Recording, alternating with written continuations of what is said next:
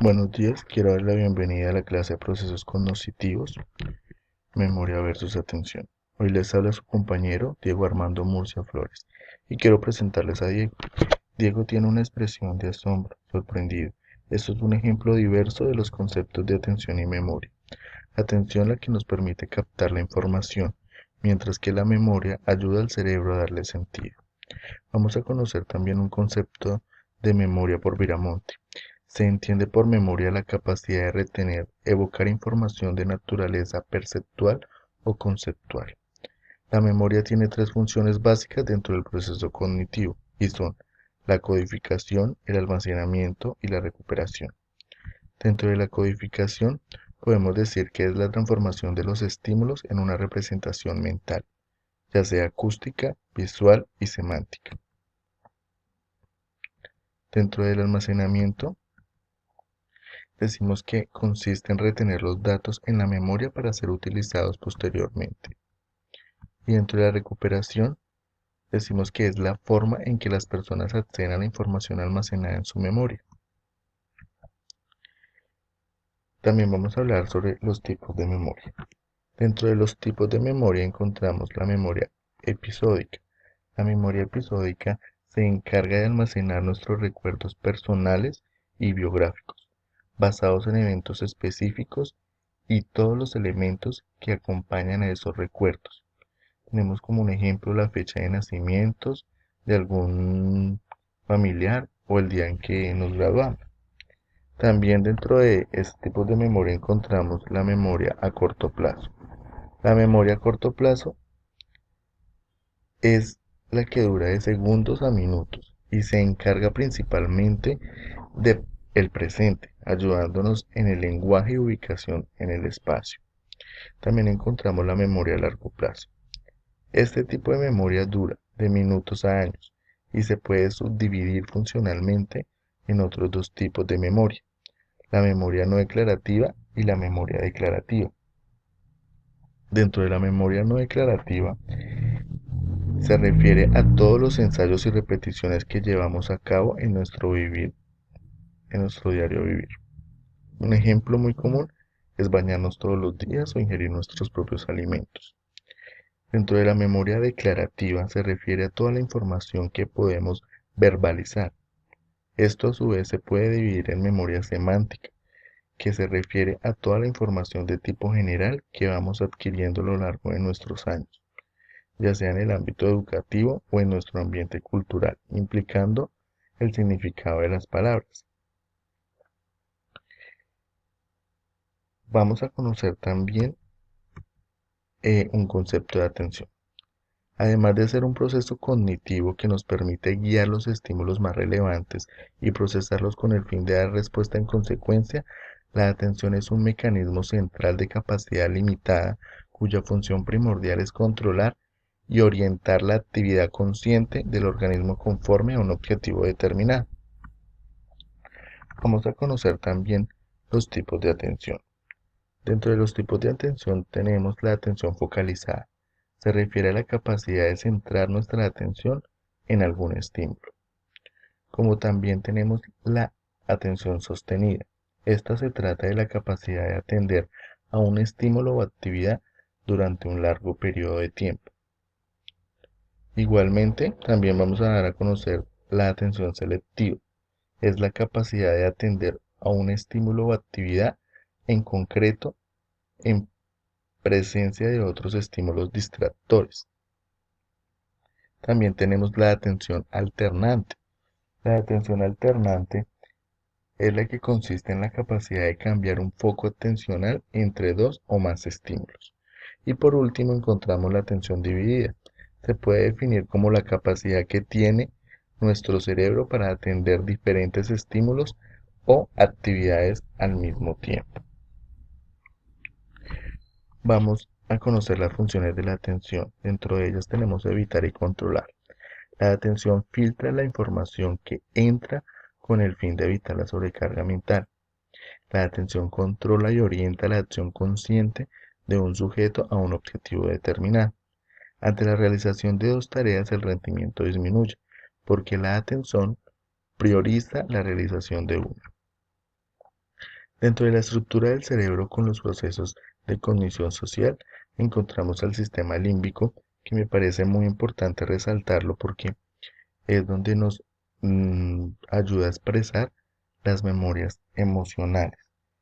¿Cómo las expresamos? De acuerdo con las señales de un estímulo emocional que se integran desde el tálamo, y de ahí se distribuye la información hacia el hipotálamo, que servirá para manifestar las emociones hacia las distintas cortezas. También servirán para generar la experiencia subjetiva emocional, es decir, lo que conocemos como sentimiento, en otras palabras, es la respuesta corporal estereotipada que siempre se va a producir de la misma manera y es coordinada por el hipotálamo, y a eso se le denomina emoción. La experiencia emocional, que es subjetiva, es un proceso cortical y lo denominamos sentimiento. La principal función del hipotálamo es dar respuesta corporal, mientras que la función de la amígdala es la pérdida del miedo. Dentro del núcleo lateral se conecta con el hipotálamo y es la principal estructura relacionada a la formación de memorias explícitas. También vamos a conocer dentro del mismo sistema límbico la estructura del desarrollo de la memoria. En el lóbulo prefrontal, que es el que tenemos aquí en azul, es el encargado del presente, ayudándonos en nuestro lenguaje y ubicación en el espacio que nos rodeamos. Y dentro del lóbulo temporal, que es el que tenemos en representación verde, se ven involucradas otras estructuras como el cerebelo y los ganglios que se encargan del movimiento y coordinación corporal. El lóbulo temporal medial izquierdo y derecho se encarga de la información de tipo general. Como ya lo habíamos dicho anteriormente, un ejemplo son las fechas importantes y el significado de las palabras. También vamos a encontrar dentro de esta estructura cerebral la función de la atención, y su función está dentro de la estructura cerebral que es el área cortical asociativa, que se encuentra dentro del lóbulo prefrontal, que ya lo habíamos mencionado, es el que está en representación azul, y el lóbulo temporal, que se encargan del procesamiento correcto de la información. Vamos a conocer los trastornos de atención. Dentro de los trastornos de atención, el más conocido y resaltado dentro de las diapositivas es el trastorno por déficit de atención. Este trastorno conlleva una dificultad para dirigir y controlar la atención. También vamos a conocer el trastorno de aprocepsia. Este ocurre cuando la carencia de atención es absoluta, como sucede en el estado de coma profundo de una persona. Dentro de estos mismos tipos de trastorno encontramos el de hiprocepsia. Este ocurre cuando existe una disminución de capacidad atencional. Es lo que se puede oscilar desde el síndrome confusional hasta el mutismo asiéntico, que es caracterizado por la incapacidad de moverse o hablar en un paciente despierto. También vamos a conocer el tipo de trastorno hiperprocepsia.